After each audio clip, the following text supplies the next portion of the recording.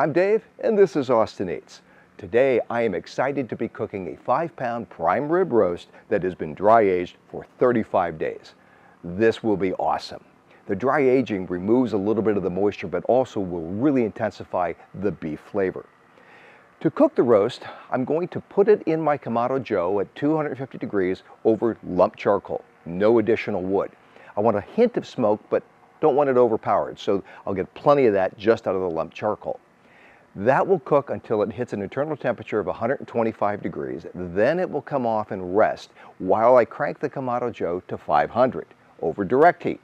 I'll put the roast back in and give it a nice reverse sear all the way around, about a minute per side, and then it's time to eat. This is going to be fantastic. I can't wait. And it's right here on Austin Eats.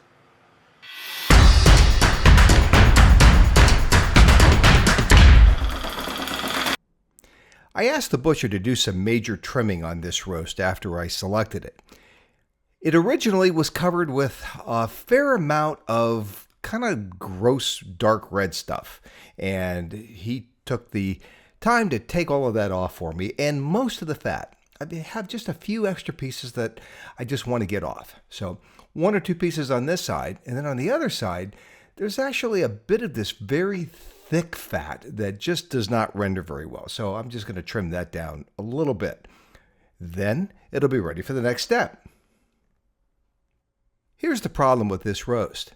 It's flat. It's kind of thin on one end. It's a little bit thicker on the other end and halfway in the middle. But if you look at end to end, it's like 6.5 inches and only a couple of inches tall. So that's going to create some uneven cooking. So instead of cooking it as is, I'm going to cinch it up really tight with a bunch of string. And you'll notice I'm just using kite string, well, heavy duty kite string.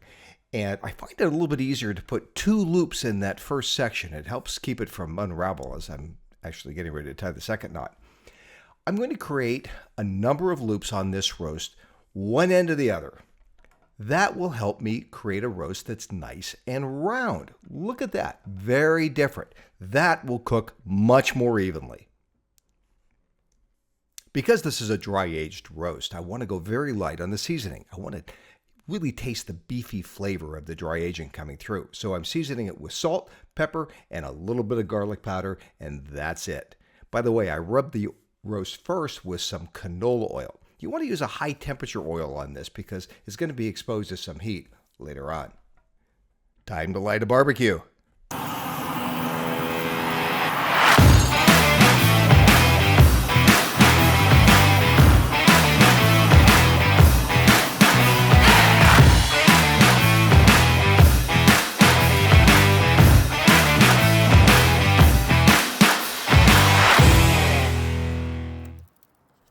I calculated that this roast would cook at 250 degrees for about 30 minutes per pound or 2.5 hours.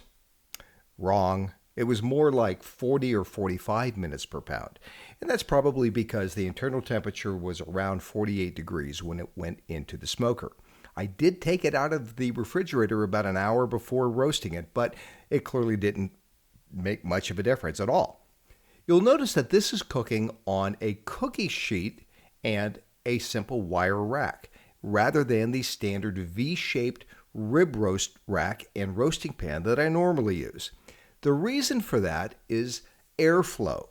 I wanted to raise the roast up above the pan so that I would get good airflow all the way around. The last time I cooked a roast in my V-shaped rack and roasting pan, it was a little more done on the top and a little less done underneath.